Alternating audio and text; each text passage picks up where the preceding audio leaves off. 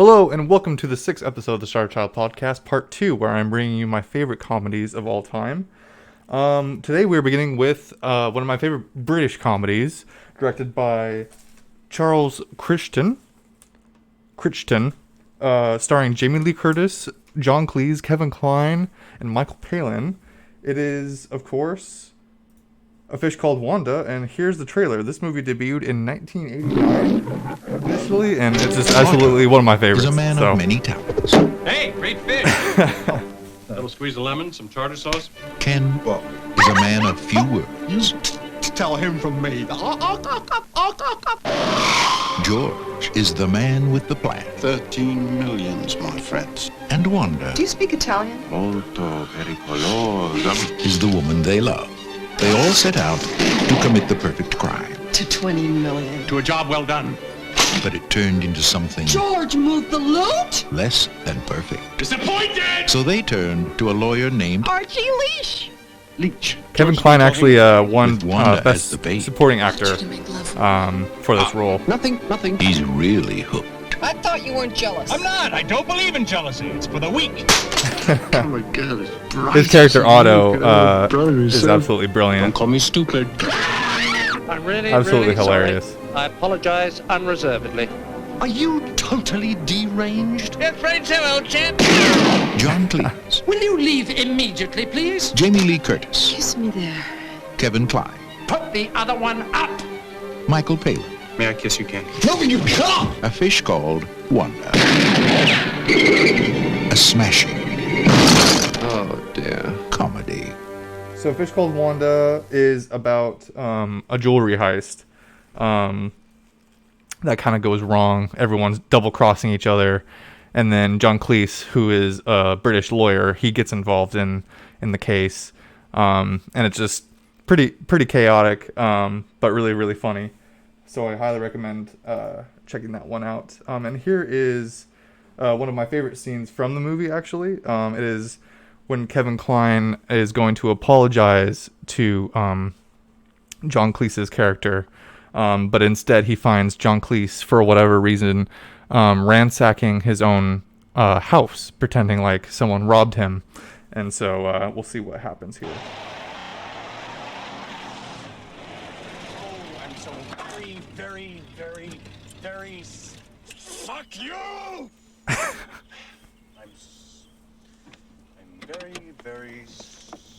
so very.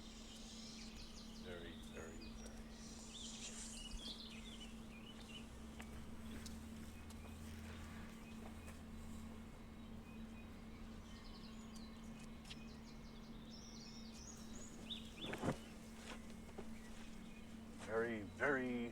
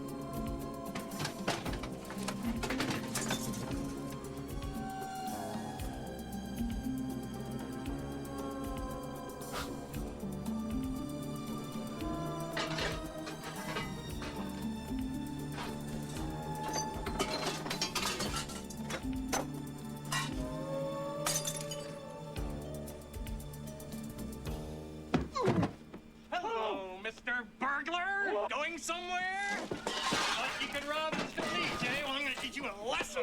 He just happens to be a very good friend of mine. Otto! He's going to be Otto! very pleased with me when he finds you all tied up and ready for the police. Don't call me Otto. To you, I am Mr. Oh no.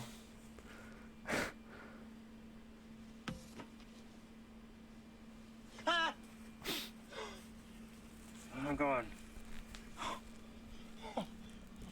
I'm sorry. I'm sorry. Please. I'm sorry. I'm sorry. I didn't know it was you. How could I know it was you? I mean, how could you expect me to guess? Stupid jerk. I mean, what the fuck are you doing? Robbing your own house, you asshole! You stupid, stiff, pompous English. I'm sorry. I'm sorry. Yeah. So yeah, that's Kevin Kline being brilliant in Fish Called Wanda, one of my favorite comedy movies. Next film is a very, very silly movie that also debuted in 1989, ironically enough. It was made by Weird Al Yankovic. It's titled UHF, starring Weird Al Yankovic and Michael Richards and Fran Drescher, actually. And it's just a really funny, silly movie about a down and out guy that's moving job to job, and then he inherits a little TV station from his uncle who won it in a poker game. And then Weird Al, makes it into kind of like a skit comedy show, similar to, I guess, Saturday Night Live, where it's a bunch of sketches, and it's really successful. And I think it's just really funny. Super low budget, but makes me laugh every time. So here we go. Look, everybody, he's coming back on.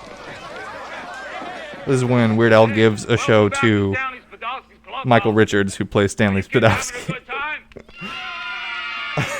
how about that cartoon? That was a weird cartoon, wasn't it? That cartoon, it reminds me of a dream I had last week, and I turned into a bird with a candy bar head. And then there was these other birds, they're all trying to eat my head and everything, but I got away from them. And then there was this tree, and there was this weird lizard, What the? Whoa! Whoa! Whoa! Whoa! Whoa! I want to show you something. I want to show you something.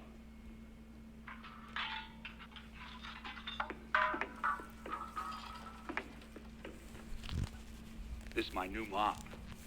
George, my friend, he gave me this mop. It's a pretty good mop. It's not as good as my first mop. I miss my first mop. It's all about his mops. A good mop. Sometimes you just have to take what life gives you, because life is like a mop.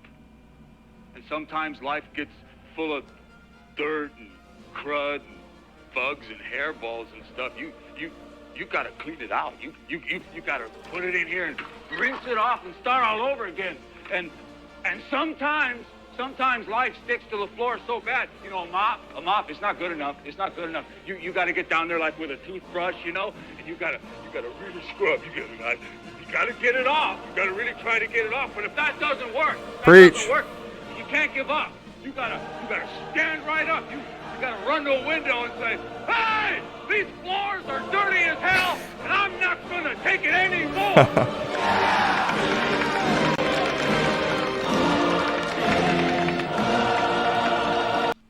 I have another clip from UHF. This is a clip from one of the sketch shows that he comes up with. This one stars his neighbor in his apartment building. His name is Cooney, who's a amateur karate teacher, and he gives him this game show called Wheel of Fish, and it's just really funny.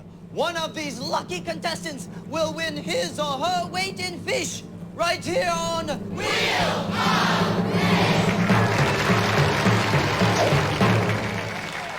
Okay, let's play the game. We start with yesterday's winner, Miss Phyllis Weaver. Are you ready, Weaver? I sure am, Cooney. Okay, you get over there and spin the wheel of fish. Go ahead, give it a big spin.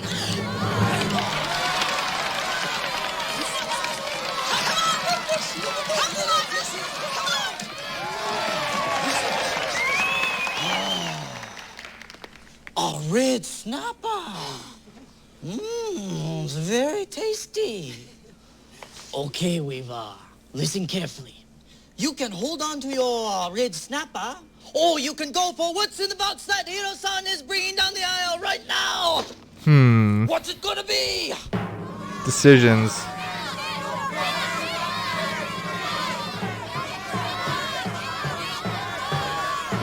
Love the drums. I'll take the box! The box! You took the box! Let's see what's in the box! Nothing. Nothing! Absolutely nothing! Stupid! You're so stupid!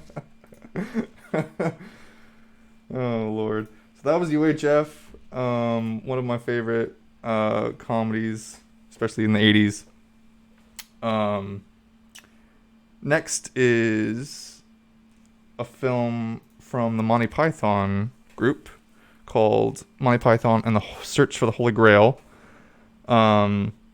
starring Michael Palin, Graham Chapman, John Cleese, Terry Jones, Terry Gilliam, and those two Terrys were the director of the film. And this film was actually not supposed to happen, but it was actually helped created by Led Zeppelin and Pink Floyd, and George Harrison actually helped produce and make this film happen. So very grateful to them for doing that, because it's absolutely one of my favorite comedies of all time. And here is a great scene where Graham Chapman, who plays King Arthur, is roaming the land of Britain in search of the Holy Grail, and he keeps coming across people who don't even know that he's king at the time, and it makes for a really funny dialogue. So here we go.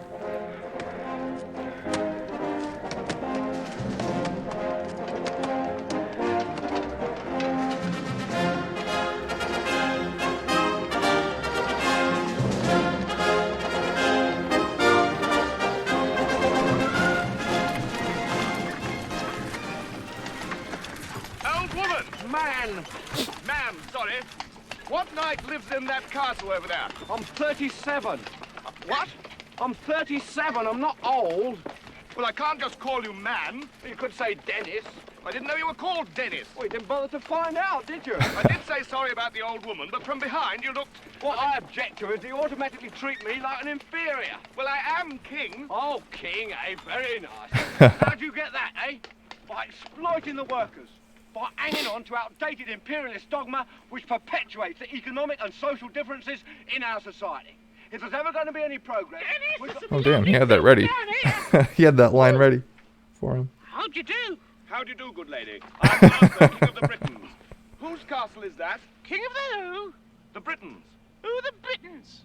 Well, we all are. We are all Britons. And I am your king.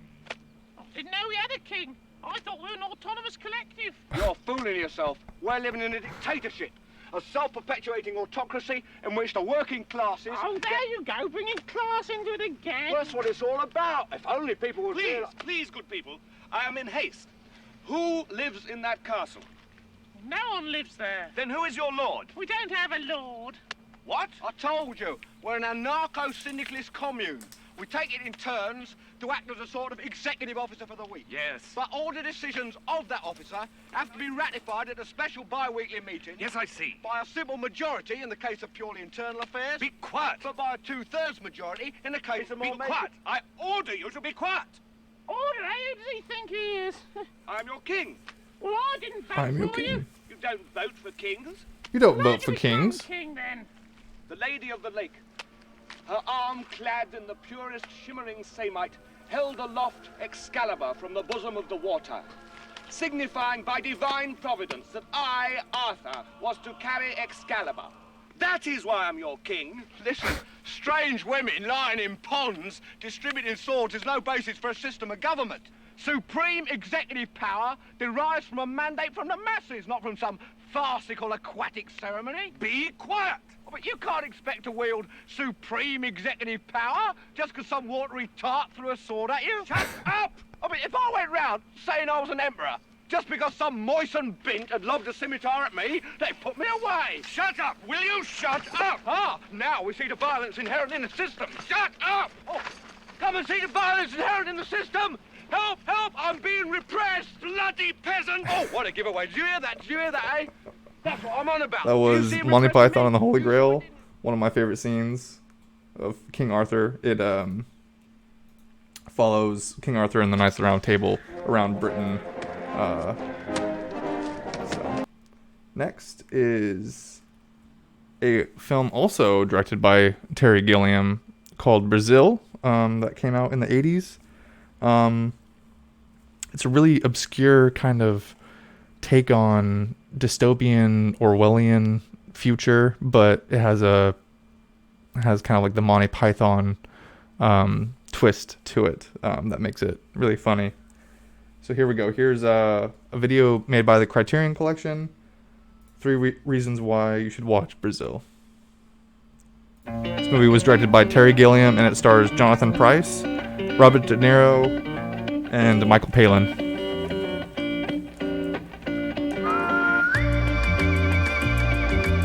What does B58-732 mean to you?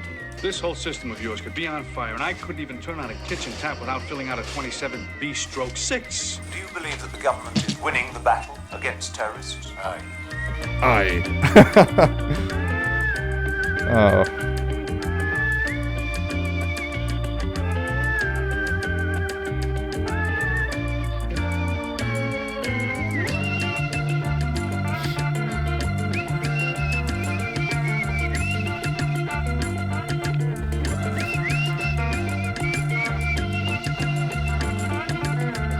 Raise veal in wine sauce. Has anybody seen Sam Lowry?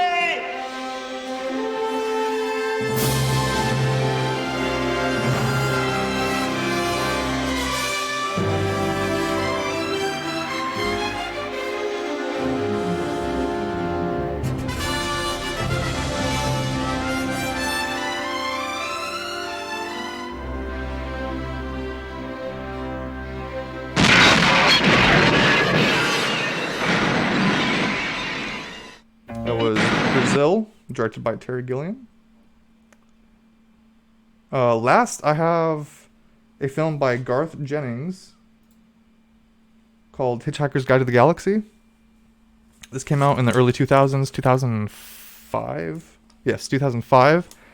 It's based off of the book by the same name, written by Douglas Adams, who was a really great science fiction writer that wrote some really great comedic works as well. This stars, this has a great cast: Martin Freeman, Zooey Deschanel, Sam Rockwell, Yassine Bey, otherwise known as Mos Def from Black Star, Alan Rickman voices a depressed robot, John Malkovich, and Bill Nye. This is a scene from the movie when the world is ending due to a hyperspace freeway being constructed, and therefore Earth has to be demolished.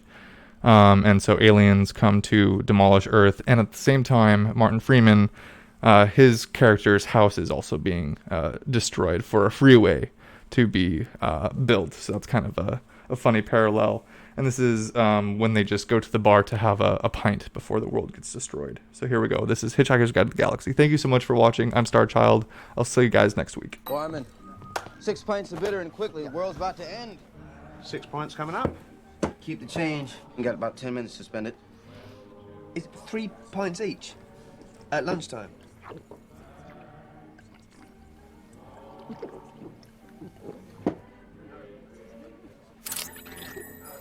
You got 2 minutes. Drink up, drink up, drink up.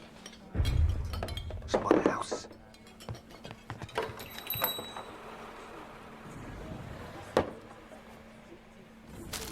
People of Earth, a round of drinks for everyone on me. Oh, thank you, mate. Do you really think the world's going around? Yes. Shouldn't we lie down or put a paper bag over our heads or something?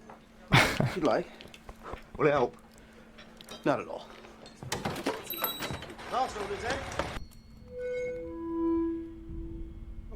People of Earth, this is Prostetnik Vogon Jeltz of the Galactic Hyperspace Planning Council. As you are probably aware, plans for the development of the outlying regions of the galaxy involve the building of the Hyperspace Express route through your star system. And your planet is one of those scheduled for demolition.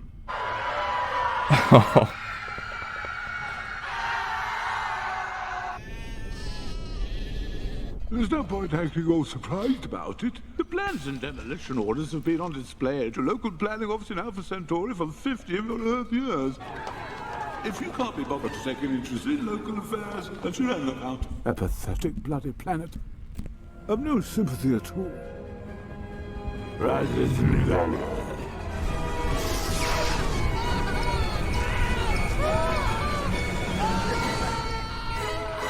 Love this shot.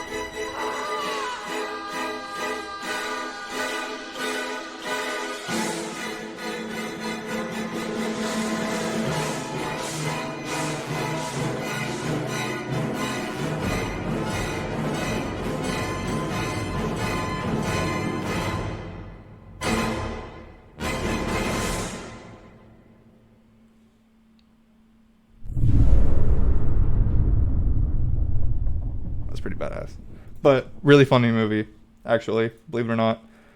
Thank you so much for watching. I'm Starchild. Thank you for tuning in. All of my information will be in the description below. Please check it out. Don't forget to subscribe and like, and tune in next week. All right, I'll see you guys later.